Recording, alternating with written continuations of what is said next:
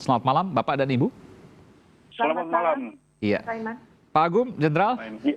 apa yang terjadi sesungguhnya di Papua? Anda tentu paham betul karena terjadi sejak kepemimpinan Anda juga, bahkan sebelumnya. Apa yang terjadi, dinamika di sana tidak pernah kemudian tampaknya landai, selalu Iya. bergolak dari waktu ke waktu. Ya. Jadi begini Bung Aiman, Bu Andriana. Jadi apa yang terjadi di Papua ini sebetulnya merupakan sejak dari dulu sebelum saya jadi danjen pun Iya. seperti itu. Ini adalah satu pergerakan yang menuntut, menginginkan keluar dari bingkai NKRI dengan mengangkat senjata. Itu namanya separatif bersenjata, pemberontakan bersenjata. Sama halnya dengan PRRI, Permesta dan lain sebagainya. Oke. Jadi saya juga agak kaget kalau Iya. kemudian kok istilahnya jadi berubah jadi kriminal bersenjata. Saya ke Pak Agung. Pak Agung tadi Anda mengatakan seharusnya jangan menggunakan istilah kelompok kriminal, tapi Iya. menggunakan kelompok separatis. Saya coba untuk menerjemahkan.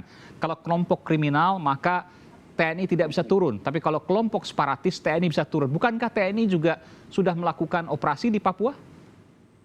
Ya itu menimbulkan keraguan-raguan ya. Karena memang dalam menghadapi kriminal itu fungsi polisi. Ya kalau TNI jadi depan lah itu malah nanti mengundang macam-macam ya. Karena itu tadi, karena istilahnya adalah kriminal bersenjata. Padahal itu bukan kriminal, bukan motivasi kriminal. Motivasinya apa? Keluar dari bingkai NKRI dengan mengangkat senjata. Separatis bersenjata, pemberontakan bersenjata. Ya. Dimanapun yang namanya pemberontakan bersenjata itu harus dihadapi oleh TNI. Itu Pak. Bahkan Tapi ada desakan-desakan sebelumnya juga gini, untuk Bung Aiman. menggunakan istilah teroris. Apakah itu tepat? Enggak tepat. Enggak. Begini Bung Aiman, sebelumnya saya juga terlebih dahulu ingin menyampaikan karena terus terangnya berita itu telah menusuk hati saya sebagai anggota Korps Baret Merah. Ya. Seorang brigadir jenderal gugur dengan cara seperti itu. Izinkan saya menyampaikan duka cita yang teramat mendalam atas gugurnya Brigadir Jenderal I Gusti Putudani. Dan bagi Korps Baret Merah, seorang prajurit Baret Merah gugur di medan tugas, itu adalah satu kehormatan. Jadi selamat jalan kepada Adinda Putudani, jasa-jasamu akan selalu tercatat dalam sejarah Korps Baret Merah. Selamat jalannya. Itu. Jadi tadi begini, ya. Terhadap gerombolan bersenjata dengan motivasi ingin merdeka, separatis, maka ada dua cara sebetulnya yang bisa kita lakukan.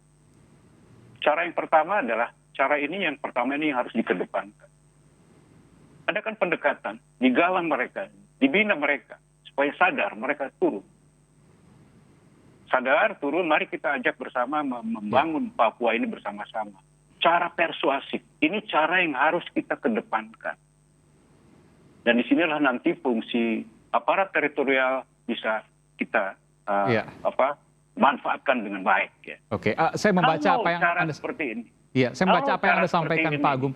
Artinya ini terkait dengan perang gerilya, taktik gerilya untuk merebut hati dan jiwa dari masyarakat di sana. Ya, itulah sifat gerilya. Ya. Jadi perang melawan gerilya pun kuncinya ada pada rakyat. Siapa bisa memenangkan hati dan nurani rakyat, itu yang akan memenangkan perang melawan gerilya. Ini tuh.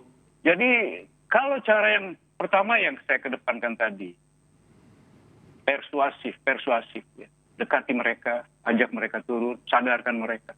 Ini cara yang harus kita kedepankan. Kalau cara ini tidak digubris oleh mereka, bahkan mereka lebih brutal, ya, menembak guru, membakar sekolah, ya. Tidak ada cara lain. Oke. Mereka laki-laki, kita laki-laki. Tumpas mereka. Tidak ada cara lain. Tapi yang harus kita kedepankan adalah persuasif. Itu dalam menghadapi aksi OPM taktik yang gerilya, betul.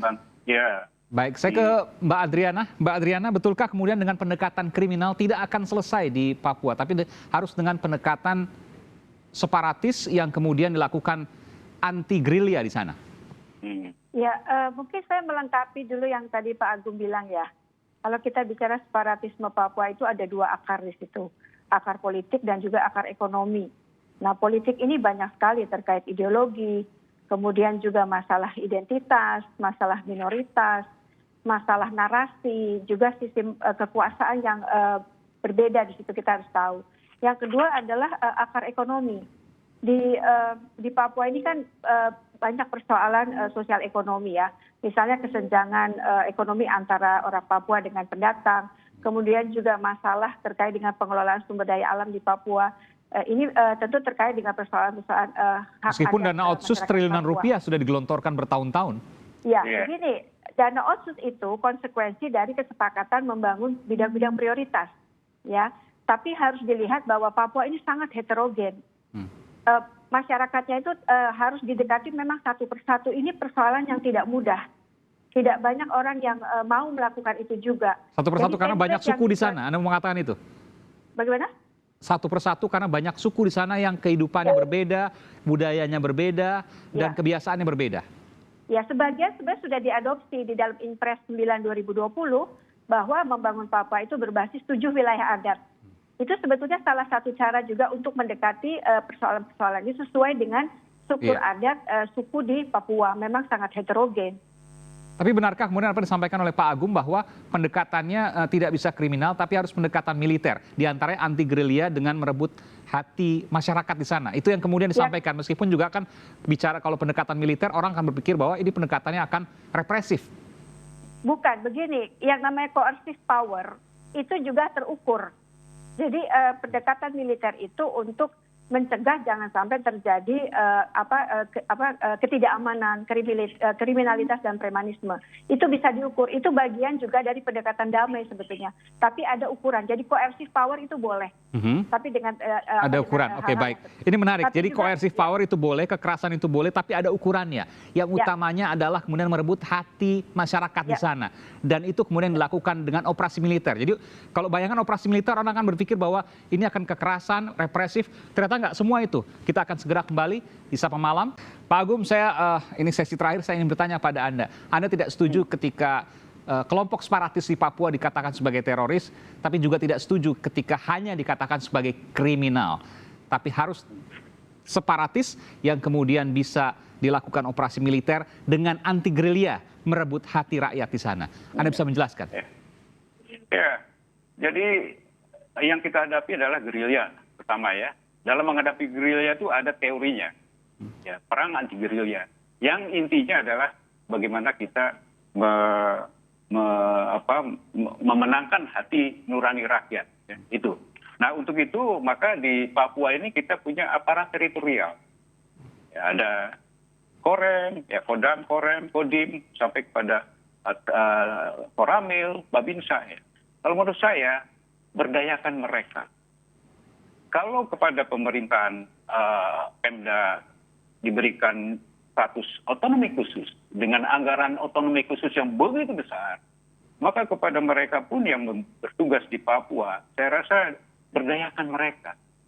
Beri betul-betul fasilitas sarana prasarana untuk bisa melakukan pembinaan teritorial dan operasi teritorial yang bisa menciptakan satu kondisi di mana rakyat tidak mudah terpengaruh oleh provokasinya OPM, gitu. Ini yang harus kita ciptakan. Ada saran yang bisa disampaikan langsung Pak Agung kepada pemerintah saat ini, mungkin Panglima TNI atau Presiden Pak Jokowi? Oh, boleh.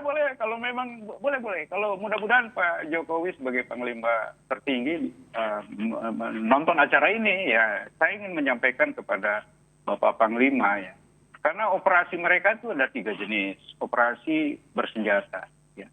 Kekuatan bersenjata di daratan Papua. Ini tujuannya adalah untuk menunjukkan eksistensi mereka. Ya. Operasi yang kedua yang dilakukan oleh mereka adalah mempengaruhi rakyat di sana dengan provokasinya, propagandanya, yang menciptakan kondisi tidak suka pada pemerintah RI. Ini dilakukan. Ini di kalangan secara sangat sistematis dilakukan di kalangan di sekolah, bahkan di perguruan tinggi. Operasi jenis ketiga adalah operasi yang bersifat diplomasi. Dan ini dilakukan oleh oknum yang namanya Benny Wenda, yang berbasik di Oxford, tanah Inggris. Mereka mempengaruhi opini dunia, ya, untuk bisa bersimpati pada pergerakan kemerdekaan Papua. Termasuk juga di wilayah Melanesia, ya, Di situ mereka berusaha menciptakan kondisi itu, Melanesian Brotherhood. Tapi alhamdulillah kita punya dubes di New Zealand, Saudara Tantowi Yahya, mengcounter dengan piawai ya gerakan-gerakan ini. Itu 3 jenis operasi. Oleh karenanya saya ingin menyampaikan saran pertama kepada pemerintah. Pertama, saran saya adalah mohon maaf Pak Panglima tertinggi Pak Jokowi, saya mohon bisa diberdayakan aparat teritorial di sana. Mereka menciptakan ruang, alat dan kondisi juang yang tangguh untuk melawan apapun menjadi gerakan di sana, pemberontakan di sana melawan RI. Ya. Ini harus kita ciptakan. Karena saya yakin bahwa mayoritas masyarakat Papua mendambakan kedamaian, mendambakan ketentraman. Saya yakin itu. Ya. Itu yang pertama. Jadi tugas Binter itu nantinya adalah melakukan pembinaan teritorial dan melaksanakan operasi teritorial untuk bisa menciptakan juang tadi ya. Terus yang kedua yang saya sarankan adalah terhadap gerakan separatis bersenjata OPM yang nyata-nyata bergerak secara fisik di lapangan. Pertama itu tadi, Pak Jokowi. Lakukan pembinaan atau operasi teritorial. Baik. Sadarkan mereka. Ya. Ajak mereka turun. Ini satu operasi yang harus kita kedepankan dalam menghadapi OPM ini. Kedepankan ini. Ya. Baik. Apabila sekali lagi cara seperti ini tidak digubris oleh mereka, bahkan mereka bertindak lebih brutal, ya, membunuh guru, membakar sekolah, ya, memperkosa dan lain sebagainya. Pak Panglima tertinggi, tidak ada cara lain. Mereka laki-laki, kita laki-laki, tumpas mereka Pak. Jangan ragu-ragu Pak. Ya, ini perintahkan, ini saran kami. Ya. Saya sebagai mantan TNI, ya, saya sebagai mantan One Team Press yang berada di luar, inilah saran kami kepada Bapak Presiden. Ya. Dengan cara demikian saya yakin sekali bahwa suasana kondusif di sana bisa tercipta. Ya, kalau operasi teritorial dan pembinaan teritorial bisa berjalan dengan baik. Ya. Ada eskalasi di mana perkuatan teritorial, lalu kemudian ada koersif atau kekuatan represif yang kemudian dilakukan jika kemudian upaya pertama ini dinilai gagal. Saya ke Mbak Adriana, apakah Anda setuju dengan apa yang disampaikan oleh Pak Agung atau ada tambahan? Ya, begini, menurut saya tidak satu-satunya pendekatan ya. Kecuali tadi misalnya kelompok bersenjata ini memang sudah betul-betul mengganggu masyarakat. Persis Pak Agung, tadi memang masyarakat kampung di Papua itu juga sangat terganggu dengan kehadiran kelompok-kelompok ini. Karena hidup mereka tidak aman. Tapi tentunya pendekatan keamanan ini juga harus didampingi atau dibarengi dengan pendekatan kemanusiaan. Terutama ini dampak dari konflik bersenjata yang sebagian korban itu adalah masyarakat sipil yang tidak tahu konflik itu apa, tidak tahu pertarungan politik itu apa. Bahkan korban juga sudah jatuh di pihak aparat kan, berapa tentara dan polisi yang gugur, di KKB juga banyak. Nah, yang saya maksud di sini adalah selain menumpas gerakan bersenjata di Papua itu, juga harus ada pendekatan keamanan menyelesaikan dampak konflik. Terutama ini terkait dengan pengungsi. Dari 2018, pengungsi yang ada di Nduga, sekitar 45.000 orang harus keluar dari kampungnya. Dan sampai hari ini belum bisa kembali. Akses kesehatan susah, akses pendidikan juga susah. Nah, banyak anak kemudian tidak sekolah, mereka menganggur. Nah, ini potensi mereka direkrut oleh KKB ini juga tinggi. Makanya harus menjadi perhatian juga. Dan generasi KKB yang sekarang itu generasi muda yang militan, beda dengan generasi tua. Baik, dan mereka terus tumbuh dan mereka terus kemudian membuat gangguan-gangguan di sana, dan itu adalah harus dilakukan upaya-upaya yang efektif untuk kemudian menumpas mereka dengan cara-cara anti gerilya, diantaranya merebut hati masyarakat, memenangkan hati masyarakat. Terima kasih Jenderal TNI Purnawirawan Agung Gumelar dan Jen Kopassus Komandan Jenderal Kopassus 1993-1994. Waktu sudah habis, mohon maaf Pak Agung. Saya nanti akan sambung ke Pak Agung di lain kesempatan, karena saya harus kemudian mengakhiri acara ini untuk kemudian ada acara yang lain. Terima kasih juga Mbak Adriana Elizabeth, peneliti Lembaga Ilmu Pengetahuan Indonesia, LIPI. Lain waktu kita akan sambung dengan Pak Agung dan juga Mbak Adriana. Terima kasih, selamat malam, salam sehat selalu.